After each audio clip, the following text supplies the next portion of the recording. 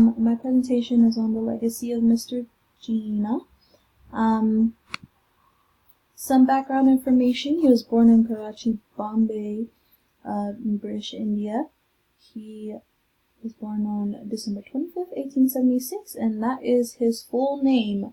I'm not going to try to pronounce that, but there it is. Some of his accomplishments include, and this is only a few of them, he has done a lot. He was a speaker for the National Assembly and the president of the Constituent Assembly of Pakistan, and of course, obviously, he was the first Governor-General of Pakistan. Okay, during his political career, he was actually born at the Watsir Mansion in Karachi. He actually trained to be in the law, a lawyer, as a barrister at the Lincoln's Inn in London. Upon his return to British India, he actually enrolled at the Bombay High Court, and that is where he took an interest in national politics and eventually replaced his legal practice. Within the first 2 years of the 20th century, he had already become a prominent figure at the Bombay High Court. He advocated for the Hindu-Muslim unity. He devoted much of his time in his law practice. At the same time, he also remained politically involved. He began his political life by attending the Congress' 20th annual meeting in Bombay in December 1904. He was an important link between the Congress and the Muslim League. If this link was broken, oh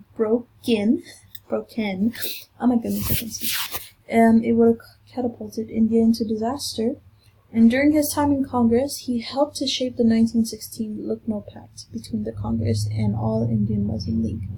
He was also the leader for the All Indian Home Rule League and proposed a 14-point constitutional reform and planned to safeguard the political rights of the Muslims. So he was all for the Hindu-Muslim unity. But he resigned from the Congress in 1920 because they followed a campaign of satyagraha, which he thought was a political anarchy. Satyagraha, I believe, means just a passive resistance to political law. By 1940, he came to believe that the Muslims of the Indian subcontinent should have their own state. And in that same year, he became the leader of the Muslim League and passed a Lahore resolution and demanded a separate nation.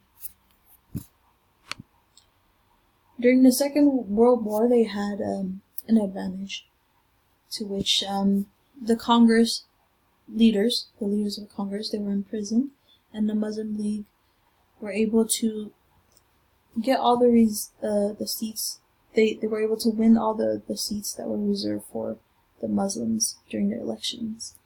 And ultimately, the Congress and the Muslim League, they couldn't come into agreement on how they were going to share the power for an entire Indian state, and led to all of the parties agreeing to separate the nations.